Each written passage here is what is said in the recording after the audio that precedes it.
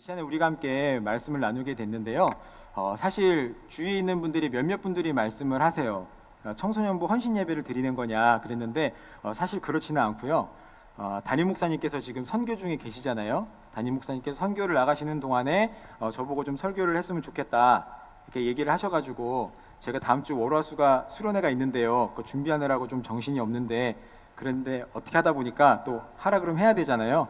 그래서 제가 이제 먼저 말씀을 전하게 됐고, 그럼 그렇게 하다가 그럼 우리 얼마 안 남았는데 우리 청소년부에서 찬양 인도를 할까? 이렇게 얘기가 돼서 그럼 청소년부가 찬양 인도를 하자. 그까지 얘기가 됐는데, 그럼 기왕에 하는 거 우리 청소년들이 얼마나 뜨겁게 찬양하는지 악기를 좀 다 올려서 해도 될까요? 라고 요청이 들어와서 악기를 올리면 쉽지 않은데 이거 공사가 만만치 않거든요. 괜찮을까? 그래 그러면 악기 올립시다. 그러면 기왕 하는 거 뒤에 배경도 한번 우리 청소년부에 맞는 거 한번 좀 하면 어때요? 그래서 한번 해보시죠. 욕은 제가 먹을게요. 이렇게 하고 조명도 바꾸게 되고 이것저것 하다 보니까 일이 커졌어요. 그래서 담임 목사님한테 목사님 바쁘실 텐데 강대상을 좀 다른 걸 써도 될까요? 담임 목사님께서 흔쾌히 그렇게 하라고 말씀을 하셔가지고 이것저것 좀 우리가 좀 다양하게 시도를 해보게 됐습니다. 우리 청소년들이 뜨겁게 찬양하는 모습 보니까 너무 기쁘고 좋으시죠? 네, 우리 청소년들한테 앞으로 열심히 신앙생활하러 격려의 박수 한번 부탁드리겠습니다. 네, 오늘 우리가 말씀을 나누기 원하는데 역시 마른 땅이었습니다라는 제목으로 우리가 말씀을 전하기 원합니다. 여러분 세상에는요 변하는 것이 있고 변하지 않는 것이 있습니다. 그리고요 꼭 변해야 되는 것도 있고 변하면 안 되는 것도 있을 겁니다. 그 세상이 우리가 변하지 않았으면 좋겠지만 그렇다고 해서 영원하지 않고 변했으면 좋겠지만 그것이 잘 변하는 것도 아니고 우리가 여러 가지를 살아가면서 생각해 보게 되면 그런 부분들이 내 마음대로 되진 않은 것 같아요. 하지만 우리에게는요 항상 그렇습니다. 무언가는 변하게 되어 있고 어떤 것은 변하지 않고 어떤 것은 꼭 변해야만 되고요 어떤 것은 결코 변해서는 안 되는 것들이 우리 인생 가운데 꼭 있는 것 같습니다. 혹시 여러분들 자녀를 양육하다 보게 되면 어렸을 때 참 예뻤던 우리의 자녀들의 모습이 기억나지 않습니까? 여기에도 지금 우리 예배실 안에 저희 자녀들도 와 있는데요. 제 자녀가 이제 벌써 중학생이 됐거든요. 저희 청소년부에 저랑 같이 있어요. 근데 제가 옛날 사진들을 이렇게 보다 보게 되면 얘네들이 이렇게 이뻤나? 이렇게 키울 때는 정신 없었는데 지금의 모습하고 비교해 보면 정말 그때는 천사가 따로 없어요. 하지만 이 아이도 변하더라고요.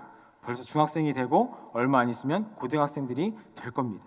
근데 여러분 우리가 변하느냐 변하지 않느냐가 중요한 것이 아니라 변하는데 어떻게 변하느냐, 변하는 것이 누군가에게 도움을 주느냐, 발전이 있느냐 이런 것이라면 참 좋다는 생각을 해보게 됩니다. 여러분 뒤에 사진을 보시면 여러분들 보시기에 왼쪽에 옛날에 우리 교회 천막 사진, 아마 이때 교회를 다니셨던 분들도 계실 것 같아요. 이 사진 구하는 거 별로 어렵지 않습니다. 우리 교회 홈페이지에 가면 다 있거든요. 우리 교회 홈페이지를 보면 이렇게 옛날부터 우리 성전 지을 때부터 해서 빨간 벽돌부터 오늘날에 이르기까지 이렇게 많은 사진들이 있어요. 여러분 보시기에 가장 오른쪽에 보시면 이제 우리가 지금 예배를 드리고 있는 이곳, 우리 용인제일교회도요 많이 변했습니다. 담임 목사님께서 설교하실 때 이런저런 말씀을 하시는데요. 우리 교회 예전에 막평동에 있을 때 화장실이 몇 개였는데 지금 화장실이 몇 개다. 이것만 봐도 엄청난 변화가 아니냐 이렇게 이야기를 하시는데 맞습니다. 우리 용인제일교회도요 변했어요. 변했다는 게 좋은 의미일 수도 있고 어떤 사람에게는 나쁜 이야기일 수도 있겠지만 제가 봤을 때 우리 용인제일교회는요 너무 좋게 변했어요. 발전했습니다. 변화되었습니다. 어마어마하게 좋게 멋있게 발전되고 있다고 저는 생각이 들어요. 아마 여기 여러분들 보시기에 왼쪽에 보는 사진들 보면서 야 내가 저때 신앙생활 했는데 내가 저때는 장로가 아니라 집사였는데 내가 저때는 초등학생이었는데 이렇게 생각하시는 분들도 아마 계시리라고 생각이 되어지는데요. 우리 교회가 이렇게 변하고 발전되는 모습을 통해서 어떤 분들은 야 그래도 옛날이 좋았는데 하시는 분들도 계실 수 있어요. 옛날엔 그래도 조금 인원이 적었어도 우리가 서로 사랑하고 가족 같은 분위기로 이렇게 했었는데 지금은 교회가 너무 커지다 보니까 교회에 한번 주일날 예배를 드려도 왔다 갔는지도 모르고 지나치는 경우들도 아마 있을 겁니다.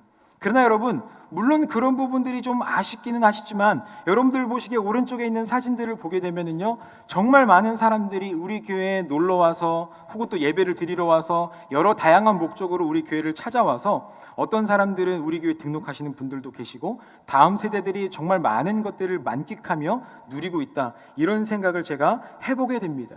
그러니까요, 우리가 옛날에 대한 향수도 있긴 있겠지만 우리가 변화된 모습을 통해서 그래도 우리 교회가 정말 잘 발전하고 잘 변했다. 여러분, 이렇게 되기까지 우리 담임 목사님을 비롯해서 우리 당회원 장로님들, 또 우리 은퇴하신 장로님들, 수많은 권사님들, 집사님들이 기도로 몇 년간을 이것들을 세워 오셨기 때문에 우리 용인제일교회가 이렇게 멋있게 발전하지 않았나, 이렇게 생각이 됩니다. 다음 세대들을 위해서, 오직 다음 세대들을 위해서 이렇게 애써주셨다는 생각이 듭니다.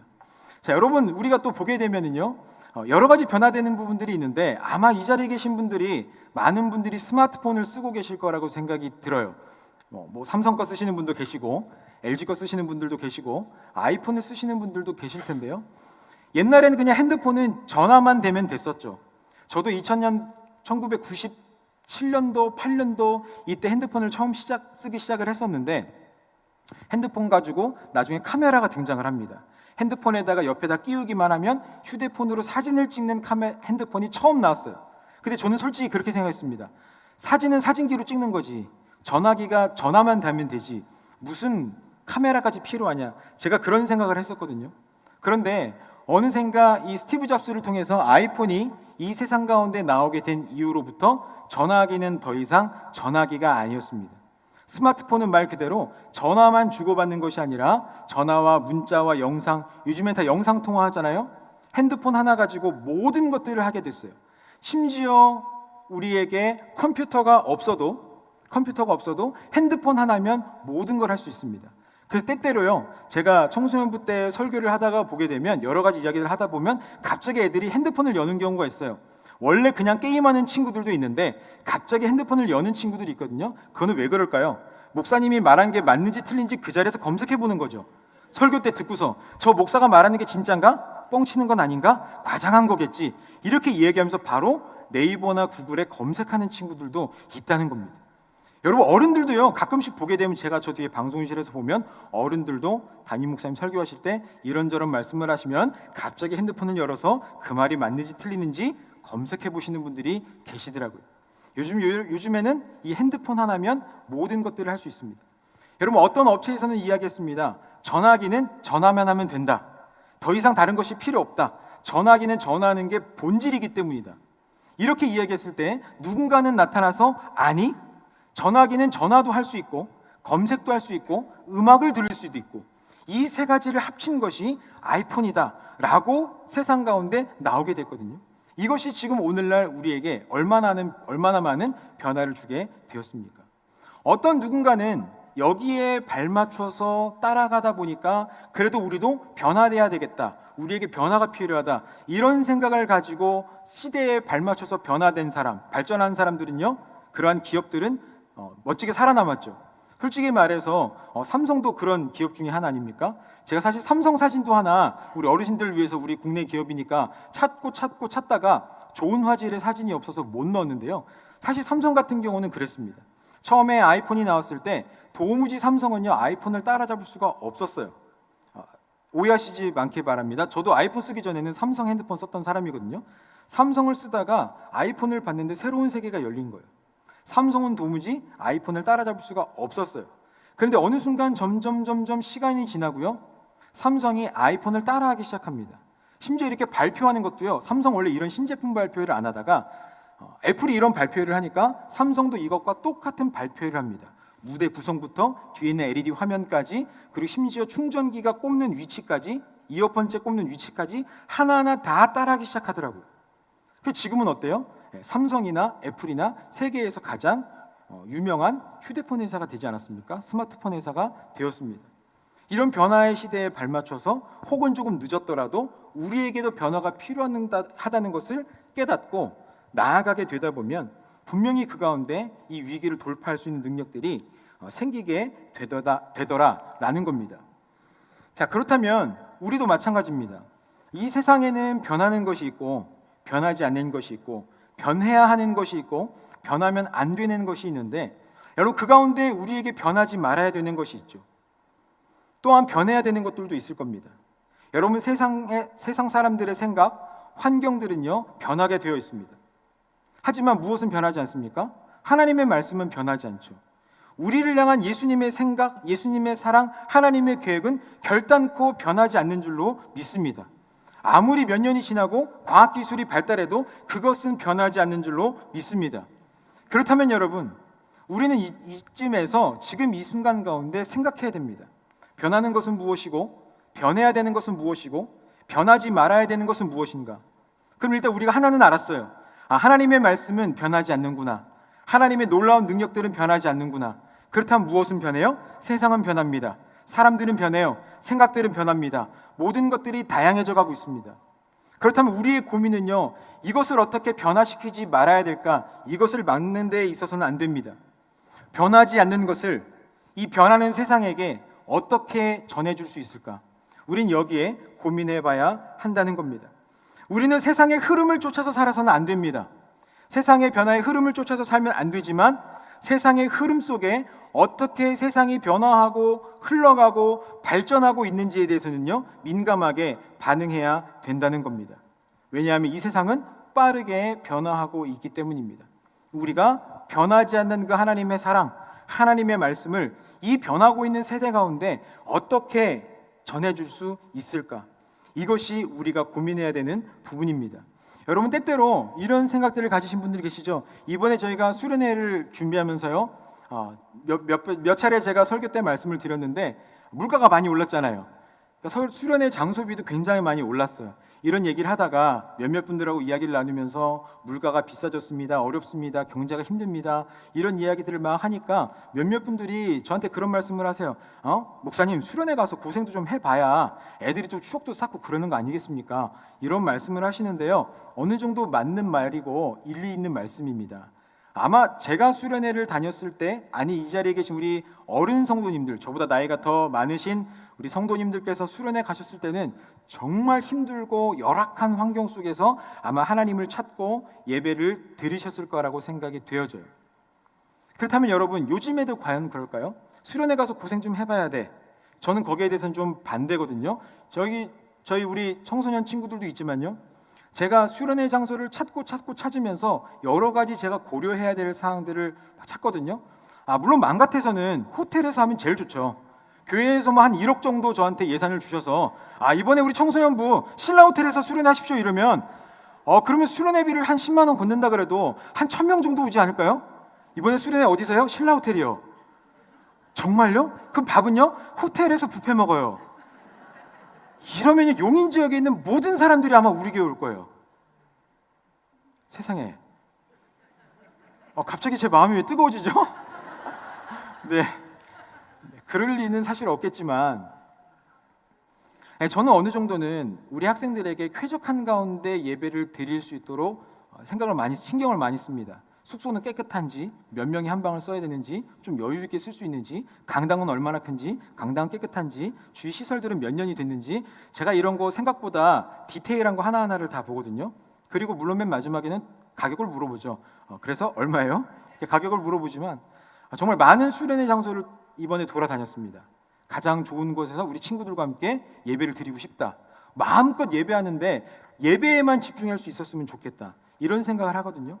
어른들의 생각이 틀리다는 게 아닙니다. 물론 고생하면 기억에 남습니다. 근데 여러분 이렇게 생각을 하시면 좋아요. 이번에 저희가 많은 친구들이 수련회를 가게 됐는데요, 이 친구들 중에 엄청나게 고생을 하면 내년에도 갈 수 있는 사람들은요 한 60%는요 내년에도 또 갑니다. 고생을 해도 내년에 가요. 하지만 나머지 40%는요 내년에 수련회를 안 갈 겁니다. 생각보다 그래요. 그럼 저는 그런 생각이 듭니다. 그런 애들까지 수련회 데리고 가야 되냐라고 물어보신다면 저는요, 네, 그런 애들도 수련회를 가야 됩니다. 왜요? 이번에 수련회 때 하나님을 못 만났기 때문이죠. 하나님을 만난 친구들은요 고생해도 수련회를 가거든요. 근데 하나님을 안 만난 친구들은요 고생하고 재미없으면 수련회를 안 가요.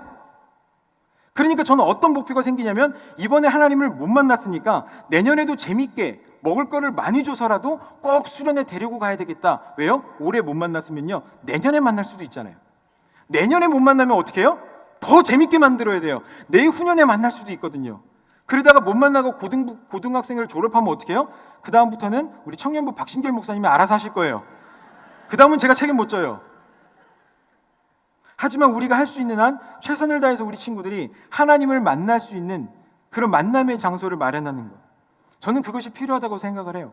그래서 우리 주위에 있는 선생님들에게도요, 이렇게 말씀을 드렸어요. 이번에 저희가 예산이 얼마가 필요합니다. 이렇게 하는데 이만큼의 예산이 필요할 것 같습니다. 저희 선생님들 눈이 이만해졌어요. 저한테 대놓고 뭐라고 욕은 안 하시는 것 같은데 저는 그 눈빛에서 목사님 저거 어떻게 하시려고 일을 저렇게 벌려놓으셨을까, 이런 이야기들을 제가 눈빛을 통해서 듣게 됐습니다. 여러분, 그렇다면 어떻습니까? 이건 어때요? 요즘 군대 우리 성도님들 보시기에 편해졌습니까?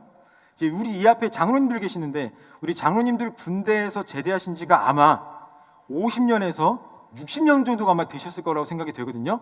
제가 군대에서 제대한 지 한 20년 정도가 됐습니다. 저도 약간 짬밥이 없지는 않은데 우리 장로님들 앞에서는 말을 할 수가 없잖아요.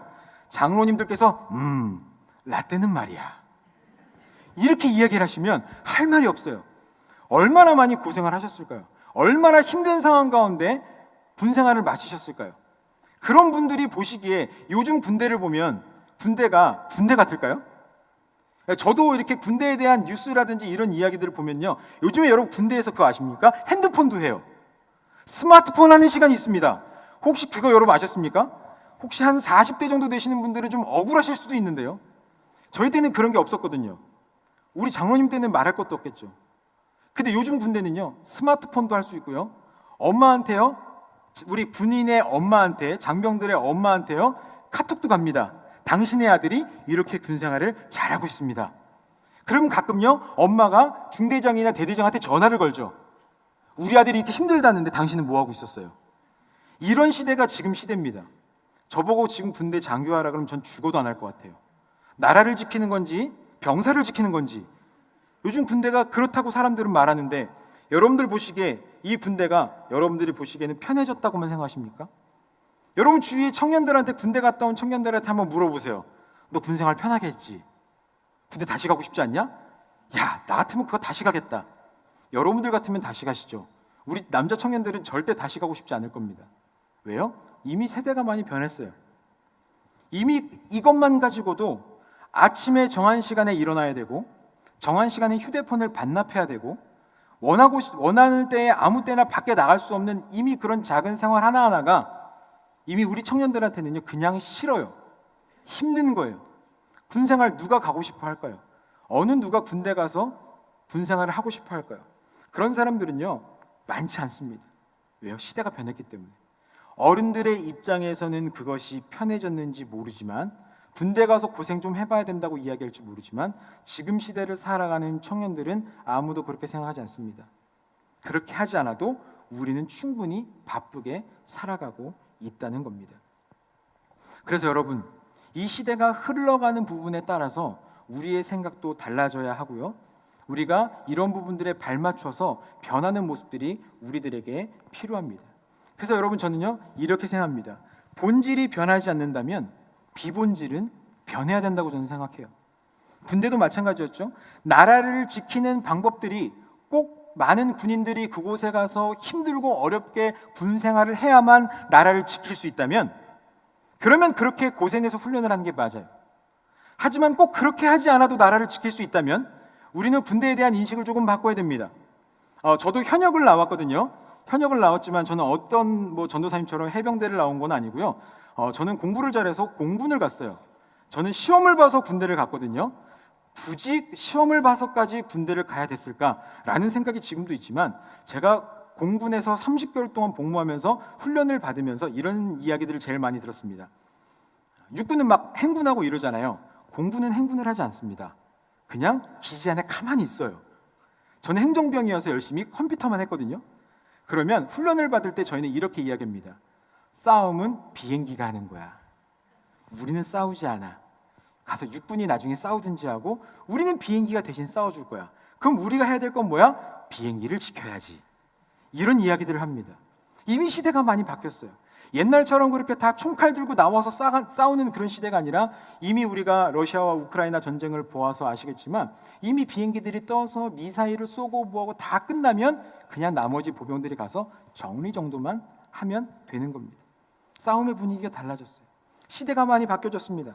그렇기 때문에 우리는요 또한 다른 부분들을 변할 수 있게 해야 된다는 겁니다. 발전해야 된다는 얘기를 제가 우리 성도님들께 드리고 있는 겁니다. 자, 오늘 본문의 말씀을 들어가서 우리가 함께 말씀을 좀 나누기를 원하는데요. 오늘 본문 여호수아 3장 17절에 보면 여호와의 언약궤를 맨 제사장들은 요단 가운데 마른 땅에 굳게 섰고 그 모든 백성이 요단을 건너기를 마칠 때까지 모든 이스라엘은 그 마른 땅으로 건너갔더라. 이 말씀을 우리가 읽었습니다. 그들이 요단을 건넜는데 마른 땅으로 건너갔다고 말씀하고 있어요.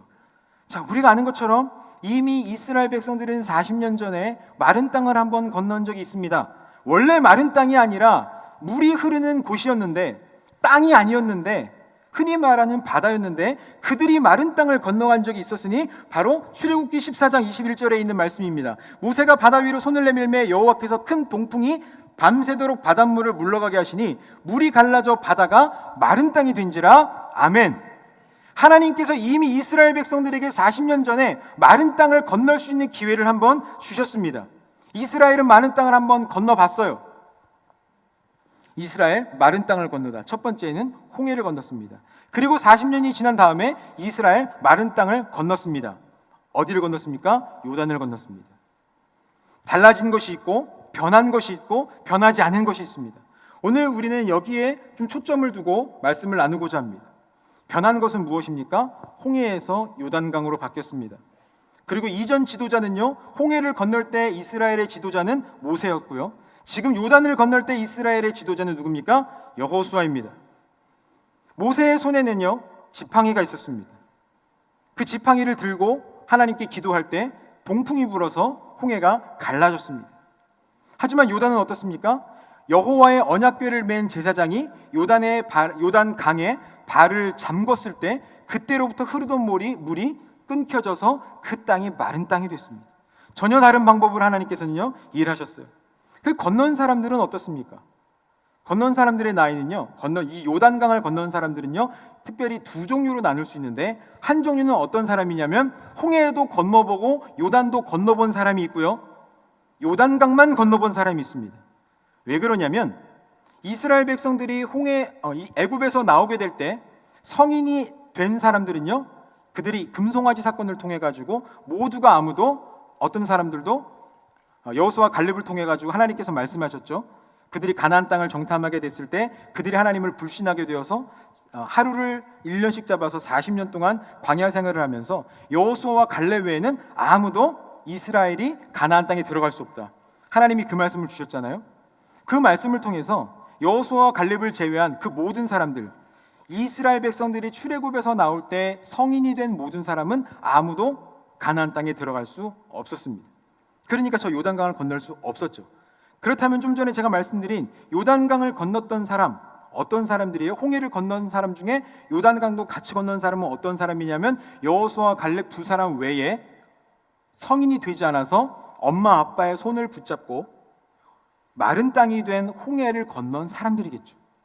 그 사람들은 40년 전에 한 10살, 11살, 12살 이런 꼬마였던 그 친구들이 홍해를 마른 땅을 건너고 40년이 지나서 50살, 한 53세 이쯤 됐을 때 마른 요단강을 건너게 되었을 겁니다. 아마 그 친구들은 기억이 새록새록 났을 수도 있어요.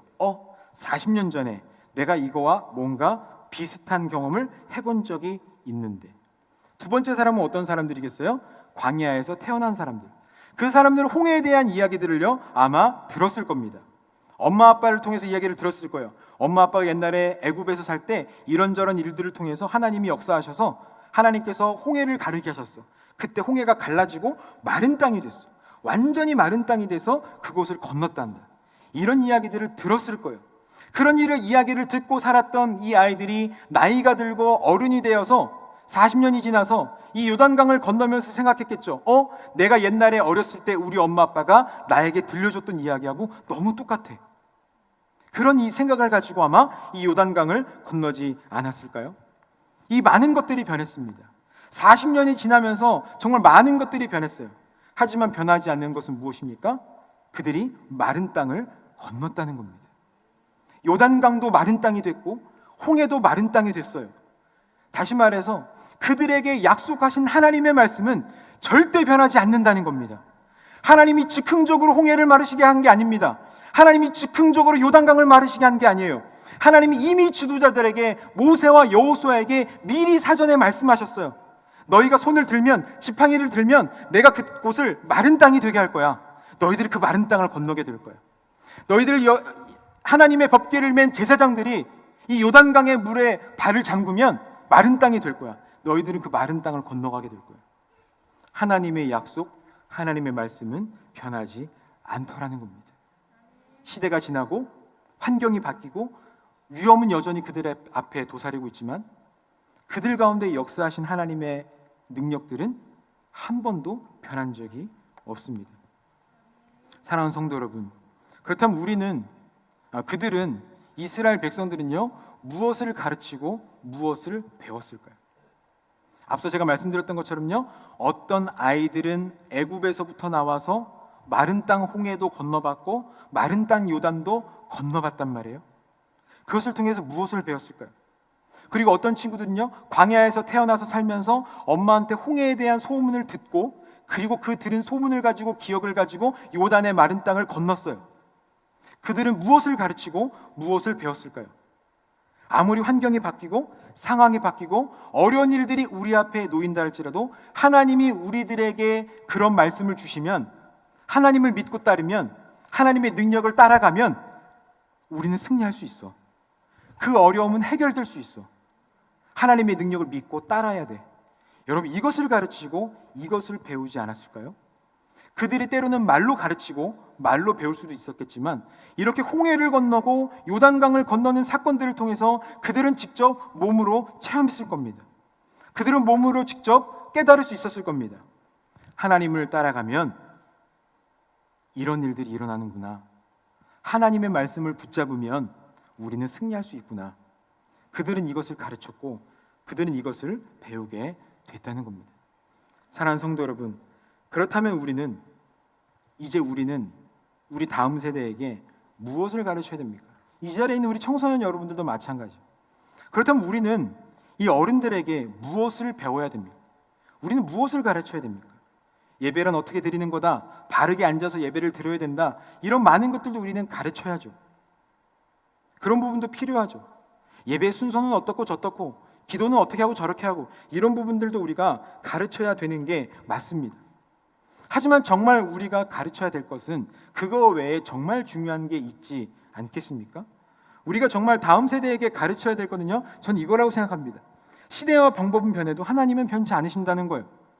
예배의 방법은 달라질 수 있습니다. 예배의 모습은 달라질 수 있어요. 찬양의 모습도 달라질 수 있고 찬양의 스타일도 달라질 수 있습니다. 예배당의 모습도 달라질 수 있고 변하고 발전할 수 있어요. 예배당에 엘리베이터가 없을 수도 있고 엘리베이터가 많아질 수도 있고 있을 수도 있습니다. 예배를 드리는 순서가 달라질 수도 있습니다. 하지만 우리 가운데 역사하시는 하나님이 변하지 않는다는 것, 우리가 가르쳐줘야 될 것은요, 바로 그것 아닐까요? 우리에게 필요한 것은 바로 그런 겁니다. 시대는 변했지만 하나님의 말씀은 변치 않아. 우리는 그것을 늘 입으로 가르치고 말로 가르치죠. 과연 아이들은 그것을 어떻게 받아들이고 있을까요? 여러분, 우리가 홍해를 건너본 경험이 있어야 되는 겁니다. 그래서 우리는 홍해를 건너본 경험도 없으면서 하나님이 우리에게 마른 땅을 주셨어. 과연 어떤 아이가 그 홍해의 마른 땅을 믿을까요? 우리의 삶 속에서 계속해서 역사하신 그 하나님의 능력들이 우리 가운데 나타날 때 우리는 우리의 다음 세대에게 말해줄 수 있어야 됩니다. 하나님이 홍해를 마르게 하셨어. 우리는 보여줘야 됩니다. 아빠, 그 홍해 건너봤어? 그럼 아빠는 그 홍해를 건넜지. 아빠는 그 마른 땅을 건넜지. 그래서 아빠가 지금 이 광야에 와 있는 건 아니겠니? 우리는 그런 경험을 해야 돼요. 그냥 교회에서 종교인처럼 왔다 갔다만 하고 예배 시간에 그저 앉아있다가 출석만 하다가 그냥 가는 것이 아니라 우리 삶 속에서 정말 지금도 살아 역사하시는 그 하나님의 능력을 내 삶 속에서 먼저 경험해야 됩니다. 그리고 우리 자녀들에게 말해줘야 돼요. 얘들아, 엄마가 홍해를 건넜어. 엄마가 홍해를 건너봤어. 마른 땅을 건너봤어. 우리 자녀가 우리의 모습을 볼 때 이 교회에서의 비춰지는 모습이 아니라 우리 가정에서 우리 자녀들에게 비춰지는 모습들, 우리는 어떤 모습을 비춰지고 있습니까? 교회 안에서는 집사님, 권사님, 집에 가가지고 야! 이 새끼 그냥 공부는 안 하고 안 하고 그냥. 제가 그런다는 게 아니고 오해하지 마세요. 만약에 우리 모습이 그런 모습을 보이고 있다면 이 아이는 어떤 생각을 할까요? 여러분, 죄송하지만 제가 우리 학생들하고 이야기를 많이 하다 보게 되면 저에게 안 좋은 부분들이 쌓입니다. 그게 뭐냐면요, 우리 집사님들에 대한 인식이 자꾸 안 좋아져요. 특별히 우리 청소년 부모를 두신 우리 부모님들, 자녀를 두신 우리 부모님들, 제가 일부러 그러려고 하는 건 아니고 가끔 제가 눈을 피할 때가 있습니다. 그럴 때는 저도 모르게 우리 학생이 저한테 엄마에 대한 안 좋은 얘기를 한 것이 저의 머릿속에 기억이 갑자기 딱 나서 그 집사님을 봤을 때 머리 확 떠올라서 그래요. 제가 의도해서 그런 건 절대 아닙니다. 그러니까 저도 좀 약간 멘탈을 강하게 해서 아닌 척을 해야 되는데, 그러니까 저도 굉장히 솔직 담백하다 보니까 그거를 잘 못해서 그냥 인사만 살짝 하고 지나가는 경우가 있어요. 우리 아이들의 마음속에는요, 우리 엄마가 집사인데, 우리 아빠가 집사인데, 교회에서 볼 때는 다른 집사님들한테는 세상 그렇게 친절한 사람이 없는데 우리 집에만 오면 사탄으로 변한대요. 그렇게 이야기를 합니다. 자기는 집에 들어가기 싫다는 얘기를 하는 친구들도 생각보다 꽤 많다는 거죠. 물론 저도 자녀를 키우고 있는 입장에서 참 부끄러운 부분 중에 하나인데, 우리가 다 사람이기 때문에 화를 안 내고 살 수는 없고 우리 사람들이 다 짜증을 안 낼 수는 없습니다. 하지만 저도 그것을 위해서 노력하는 사람 중에 한 사람으로서 우리가 그런 부분들에 있어서 본을 보여야죠. 신앙이 제일 중요하다고 이야기하면서 성적이 떨어지면 그거 가지고 막 너무 뭐라고 한다든지, 때론 신앙과 세상의 무언가 하나를 고를 수 있는 상황이 됐을 때 내 자녀에게만큼은 신앙이 아닌 다른 무언가를 은근슬쩍 이야기를 한다든지. 제가 예전에 한 고등학생 하나와 함께 그 부모님과 이야기를 하면서 그런 얘기를 들었어요. 어머니, 누구누구가 우리 오늘 교회를 나오지 않았어요. 이런 얘기를 했더니 그 어머니가 말씀합니다. 목사님, 어제 밤늦게까지 공부하느라고 늦게 자가지고 아침에 깨워도 안 일어나더라고요. 제가 속으로 이렇게 얘기했습니다. 교회가 아니라 학교였어도 그렇게 안 보내셨겠습니까? 라고 속으로 생각하고 말은 하지 않았어요. 그러면서 제가 좀 안타까운 마음이 들었습니다. 제가 그 생각이 들었습니다. 만약에 주일이 아니라 월, 화, 수, 목, 금요일이어서 이 친구가 학교를 가야 되거나 수능 보는 당일이었으면 이 아이를 안 깨웠을까? 여러분들 생각은 어떠세요? 당연히 깨웠겠죠. 대학 입시를 보기 위해서, 실기를 보기 위해서, 면접을 보기 위해서 가야 되는 날이라면 그 아침에 안 깨웠을까요? 깨웠을 거예요. 근데 왜 예배를 드리는 그날은 못 깨우는 걸까요? 그 마음속에, 부모 마음속에 치근한 마음도 들면서 한 주 정도는 예배 못 나갈 수도 있지, 뭐 내가 못 깨우는 걸 어떡해, 나도 내 자녀가 내 맘대로 안 돼, 스스로를 합리하는 부분들이 있을 겁니다. 그 자녀는 아마 생각했을 겁니다. 예배 한 번 정도 피곤하면 빠져도 되는구나, 그런 생각을 했을 겁니다. 이 친구는 청년이 되어서도요, 교회를 뜨문뜨문 나오다가 제가 알기로 그 친구가 지금 교회를 나오지 않는 걸로 알아요. 그렇게 되는 거죠. 자녀들은 그렇게 보는 겁니다. 우리 다음 세대들은 그것을 보고 자라는 거예요. 우리가 마찬가지입니다. 우리가 가르쳐야 될 것, 가정에서 혹은 우리가 자녀들이 보는 곳에서 우리는 말해줄 수 있어야 돼요. 하나님을 믿는 게 1번이고 하나님만이 우선이고, 그리고 그런 신앙으로 살아가게 될 때 우리 눈앞에 홍해가 있든 요단강이 있든 골리앗이 있든 그건 아무런 문제가 되지 않아. 하나님은 홍해보다 넓으시고, 하나님은 요단보다 깊으시고, 하나님은 골리앗보다 강하시기 때문이지. 이것을 우리의 삶의 선택으로 보여줄 때 우리들의 자녀는 깨닫게 되는 겁니다. 우리 엄마 아빠가 그런 선택을 하는 걸 보니 나도 그런 신앙을 살아야 되겠구나. 혹 지금 당장 아이들이 말을 듣지 않아도 그 자녀들의 머릿속에는요 항상 남아있을 겁니다. 엄마의 이야기를 통해, 엄마의 선택을 통해서. 여러분, 그래서요 방송에 많은 사람들이 이야기를 할 때 그런 부분들을 이야기를 합니다. 연예인을 하면서 하나님을 멀리 떠났던 사람들이 다시금 돌아왔을 때 99% 하는 얘기가 뭐냐면, 자기가 방탕한 삶을 살 때, 집에 갔을 때 항상 엄마는 기도하고 계셨대요. 많은 연예인들이 공통적으로 하는 이야기가 바로 그겁니다. 자신들을 혼낸 부모님들도 있고요, 신경을 안 쓴 부모님도 있고 그냥 묵묵히 기도하신 부모님도 있고 여러 가지 방법은 다양한데 동일하게 이야기하는 것은 무엇이냐면 내가 집에 들어갔을 때 새벽에 들어가거나 밤늦게 들어갔을 때 우리 어머니는 기도하고 계셨어요. 그 자녀들은 생각했던 거죠. 술을 마시고 들어오고 담배 피고 들어오고 방탕한 삶을 살다가 들어왔어도 우리 엄마는 기도하고 계셨어요. 그것을 통해 이 자녀는요 배우게 된 겁니다. 나이가 들어서 뒤늦게 깨닫게 된 거죠. 신앙생활은 저렇게 하는 거구나. 저렇게 하나님을 섬겨야 되는 거구나.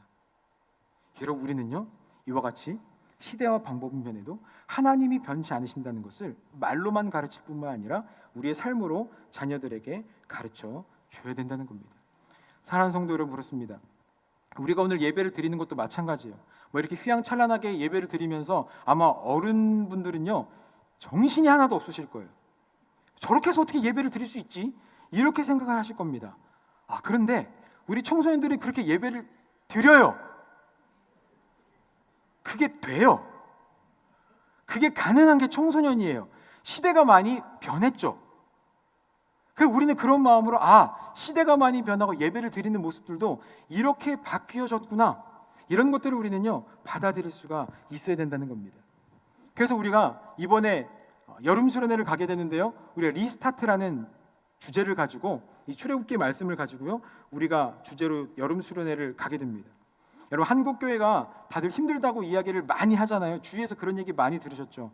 제가 아는 교회들도 힘들고 어려워지고 없어진 부서들도 있고, 심지어 그래서 제가 그렇게 지난번에 수예배 때도 한번 말씀을 드렸는데요, 자기가 다니던 교회에 청소년 부서가 없어져서 우리 교회로 온 친구들도 있어요. 전 마음이 좀 아프더라고요. 그 청소년부를 담당하던 교육자들도 계셨을 텐데, 거기에 어쨌든지 간에 몇 명의 청소년들이 있었을 텐데, 이 친구는 다행히 부모님과 함께 우리 교회를 왔지만 그들 중에서 부모님이 교회 안 다녔던 그 친구는 어떻게 됐을까? 부서가 없어졌으니까요. 과연 그 친구들의 영혼은 누가 케어를 할 수 있을까? 그런 안타까운 생각을 하게 됐습니다. 하지만 이렇게 어렵고 힘든 상황 가운데서 저희가 그래도 담임 목사님께서도 또 흔쾌히 허락을 해주셔서 저희 청소년부와 초등부가 이번 여름에 한 3년 만에 여름 수련회를 밖에서 제대로 좀 하게 됐어요. 저도 이런 마음을 가지고, 두려운 마음을 가지고 수련회를 준비하면서 지지난주부터 저희가 수련회 신청을 받았습니다. 그러니까 제가 그런 마음을 가져서 제가 믿음으로 이번엔 한 170명 정도 학생이 갔으면 좋겠다. 그래서 수련회 장소 예약을 할 때 학생 170명, 우리 교사 30명, 그래서 200명 정도가 갈 것 같습니다. 수련회 장소에 계시는 그 목사님께서 저한테 몇 명 보증 인원을 걸겠습니까? 200명을 다 거십시오. 이렇게 이야기를 하니까 목사님, 제가 믿음이 좀 약해지더라고요. 쪼그라들면서, 왜냐면 교회 예산이 들어가야 되니까 보증 인원은 조금 줄이면 좋을 것 같아요. 그래서 제가 학생 160명에 한 교사 한 30명, 그래서 180, 190명 정도가 했더니 일단 오케이, 목사님께서 알았다고 흔쾌히 허락을 해주셨습니다. 오늘 낮까지 우리 청소년부에 신청한 숫자가 187명입니다. 저는 마음속으로요 좀 두려운 마음이 들기 시작했어요. 여러분, 왜 그러냐면요, 우리가 만약에 수련회비가 진짜 진짜 비싸게 받아서 한 명 한 명이 학생이 올 때마다 돈이 남으면, 이윤이 생기면, 그러면 많이 갈수록 얼마나 좋겠습니까? 그러니까 제가 마음 같아서는 수련회비를 한 20만 원으로 해서 받아서 가지고 수련회비가 좀 남으면 우리 집사님들도 맛있는 거 좀 사드리고 선생님들 회식도 하고 그러면 참 좋을 텐데, 여러분, 우리 학생들이 많이 가면 많이 갈수록 우리는 마이너스가 될 수밖에 없잖아요. 사실 청소년부가 회비가 제일 비싸요. 저희가 7만 원이고 제일 비싸요. 그리고 그 다음 비싼 데가 우리 초등부가 5만 원. 그러니까 초등부는 사실 저희 때문에 비싸다는 얘기를 안 들을 거예요. 초등부 얼마예요? 5만 원. 청소년부는 7만 원인데 그럼 초등부 싸네. 저희가 제일 청년부보다도 저희 청소년부가 제일 비싸거든요. 그런데도 불구하고 수련회를 가면 저희는 마이너스가 될 수밖에 없어요. 왜 그러냐면 물가가 진짜 많이 비싸고요. 우리 청소년들이요 정말 많이 먹어요. 진짜 많이 먹어요. 많이 먹는데 정말 헤아릴 수 없을 만큼. 아이들은 이만큼 먹을 걸 산더미처럼 쌓아놔도 우와 많다 이렇게 얘기하지 않아요. 우와 좋다 이렇게 이야기를 해요. 그렇게 만족하고 거의 대부분 다 먹어요. 남기는 경우가 많지 않아요. 저희 청소년부에 우리 선생님이, 우리 총무 선생님이 통이 진짜 크시거든요. 제가 역대까지 사역해본 가운데 이렇게 통 큰 선생님을 만나본 적이 없어요. 어마어마하게 사요. 주위에 있는 선생님들이 너무 많이 사는 거 아니냐고 막 말리거든요. 근데도 먹을 건 잘 먹여야 돼요, 많이 먹여야 돼요, 엄청 사요. 거의 다 먹어요. 저는 우리 선생님이, 총무 선생님이 저한테 목사님 이만큼 살면 될까요? 라고 이야기하면 선생님 믿음대로 하세요, 이렇게 말씀을 드려요. 그러면 선생님 신나가지고 오늘도 아마 코스트코 다 털어오셨을 텐데 차에 자리가 모자랄 수도 있다고 말씀을 하시는 것 같아요. 그래서 우리가 미리 차에 실어놓고 가져가면 이 아이들을 막 먹이고, 이런 생각에 우리 선생님 막 본인이 먹는 것도 아닌데 막 왜 본인이 먹지도 않는데 이렇게 기분이 되게 좋아하시는지 저도 막 기분이 너무 좋고, 정말 많은 친구들이 수련회 가기로 작정을 하고 신청서를 하면서 저에 대한 고민도 깊어지지만 저는 이번 수련회를 통해서 우리 학생들에게 그걸 가르쳐 주고 싶었어요. 우리가 정말 힘든 가운데 수련회를 가지만 목사님이 믿었던 그 하나님이 지금도 살아계신다.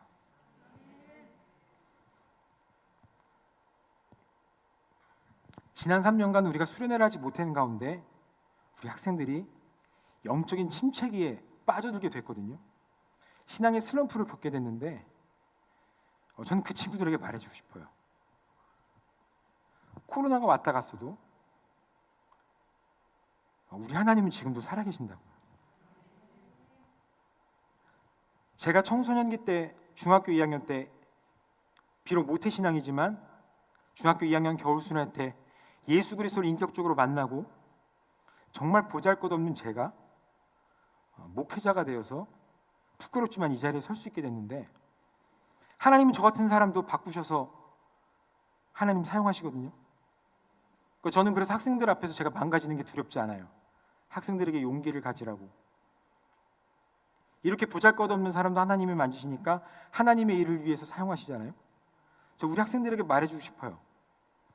우리 하나님은 지금도 살아계신다고요.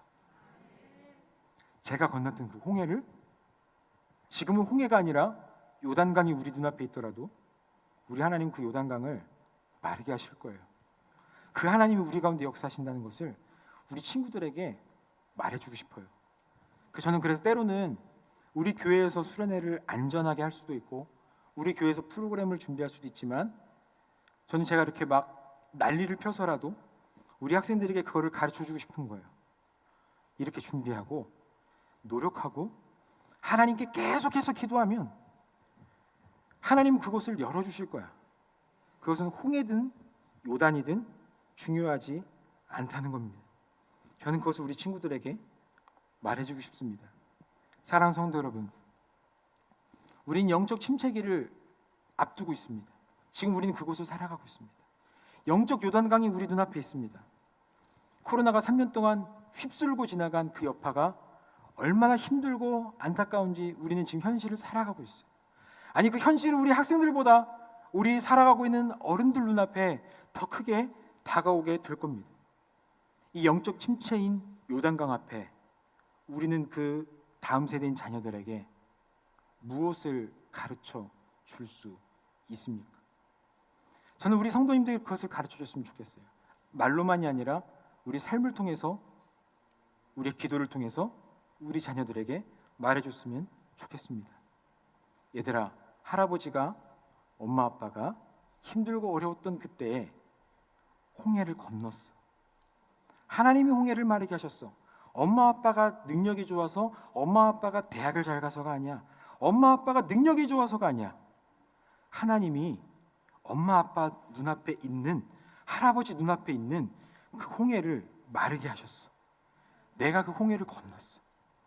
그리고 지금 이 영적인 침체기 가운데, 세상의 물질 만능주의 가운데 성공을 바라보며 살아가고 있는 우리 이 다음 세대들에게, 이 영적 요단강을 눈앞에 두고 있는 우리 다음 세대들에게 이야기해 줄 수 있어야 됩니다.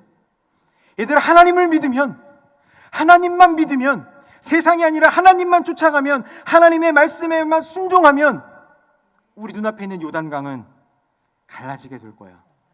지금 흐르고 있는 요단강을 보지 마. 멈추게 하실 하나님을 기대해. 바람이 불러져서 홍해가 갈라졌듯이 똑같이 갈라지지 않을 수 있어요.